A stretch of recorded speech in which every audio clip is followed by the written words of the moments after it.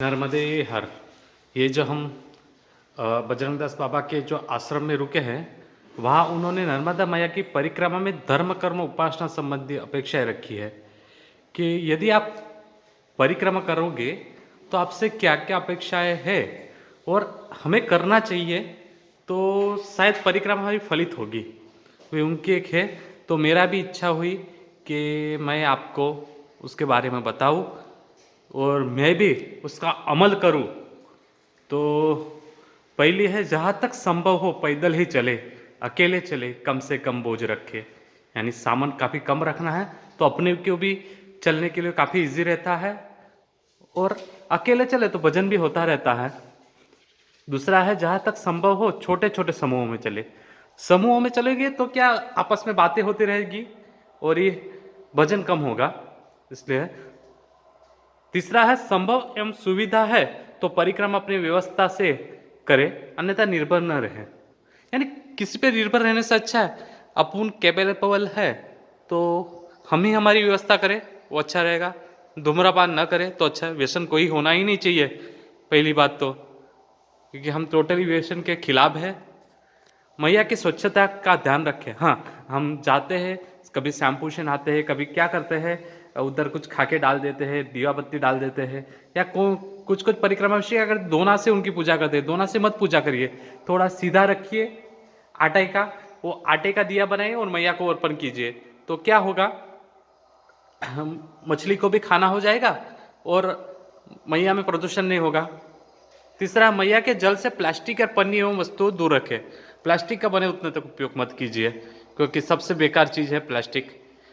इसके बाद है, जहाँ भी रात्रि विश्राम हो वहाँ स्वच्छता रखें। स्वच्छता ही बहुत बड़ी पूजा भी है, तो स्वच्छता हमें रखना ही जरूरी है। मैया के जल से समुचित दूरी पर ही मलमूत्र का विसर्जन करें।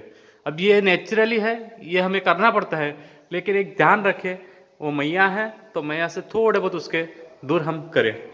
फिर मैया के किनारे पर स्थित मंदिर, आश्रम, स्वयंसेवी संस्था के सदस्य, संत एवं पुजारी से मिले तो क्या सत्संग होगा, आपको कुछ जानने मिलेगा और हमारी परिक्रमा फलित होगी। दूसरी है, उनके द्वारा दी गई सेवा में संतुष्ट है, जो मिला उसी में। फिलहाल हम क्या है, याचक होते हैं। जब हम परिक्रमा करते रहते हैं तो हम याचक होते हैं, तो हम हमारे ही जो मिले उसमें हमें संतुष्ट होना चाहिए। भोजन प्रसादी स्वयं बनाने की इच्छा रखिए, ये बहुत बड़ी बात है। लेकिन क्या कभी थके होते हो तो नहीं होता, लेकिन बने उतने तक हम स्वयं बनाएं, जहाँ मिलता है सदाव्रत, और यही तपस्या का एक भाग है। सत्संग का अवसर, मंदिर एवं आश्रम की सेवा का अवसर न चुके, ये बहुत बड़ा है। जहाँ अवसर मिले सेवा का वहाँ सेवा कीजिए, सत्संग कीजिए साधु संतों से। फिर कम बोले और अपने आप को देखें। क्या होता है, हम दूसरे को देखते हैं, वो ऐसा करता है, ये ऐसा करता है, कभी कभी हम भी वही कर रहे हैं, लेकिन हम अपने आप को देखें, अपने आप पे हम क्या सुधार ला सकते हैं। जो साधु संतों ने खुद में लाया है तो अपन उसमें क्या करेंगे, क्या सुधार हो सका है, उस पर ध्यान दें। फिर है, मैया का स्वरूप मानव, जल, जंतु, वृक्ष, लता, पशु पक्षी में देखे।